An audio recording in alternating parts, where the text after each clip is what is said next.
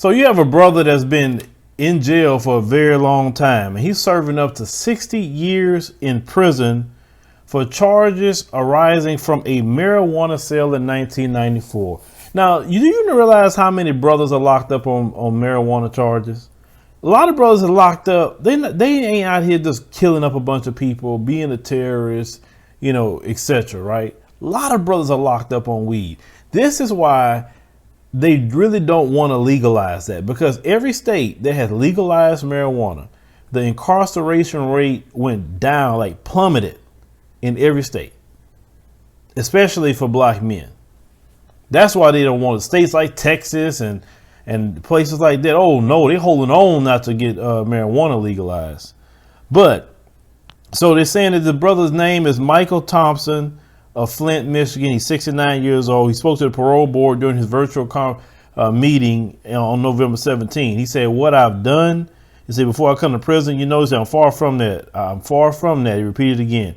He said, "I just want the parole board to show me some kind of mercy."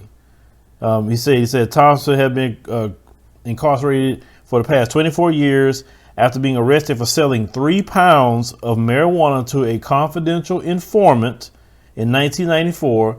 And in 1996 was sentenced to 42 to 60 years in prison as a 4-time felon for the drug deal and for the gun charges, as a result of police investigation that followed.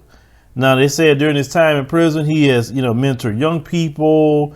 He said he stayed out of trouble. He said now he's a changed man. They said he received the key to the city of Flint for working to break up gang violence prior to his incarceration. And they say his prison record is virtually spotless. Now, they said the parole board will make a recommendation to Governor Gretchen Whitmer whether Thompson should be released. They say if he's not granted relief by the governor, he won't be able to get out of jail till he's 87 years old.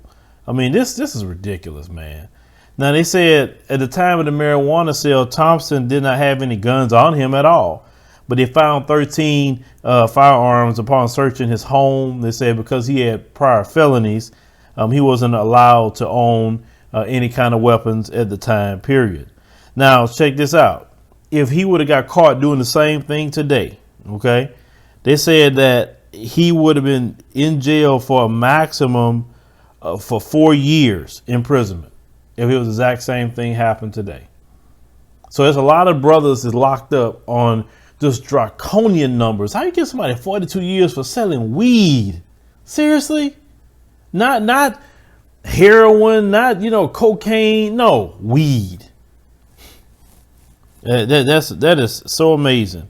So he said that if he, gets released, he want to go live with his daughter and, so they can build their relationship. This is, for me, it is so ridiculous. This system in this country, you see all these black men locked up. Like I said, they're not locked up on no murder charges like that. A few of them maybe, but it's not the norm. They lock all these brothers up on weed, and what's so sad about it is that they legalize weed, and then all these Mzungus get involved in weed, making millions of dollars, while brothers are sitting up here doing 42 to 60 years for selling weed. And you got these Mzungus just making millions off of it now. Boy, I tell you. But leave me a comment then to think about this situation with this brother. Say, Gretchen Whitmer, you need to let this man out. I mean, this is ridiculous. I mean, that's so ridiculous. I mean, you lock up somebody like that long if they murdered somebody. They're a pedophile. If they're a rapist, they're a terrorist. That's understandable. But weed, man, nobody should be going to jail for weed. A fine maybe if you're selling too much.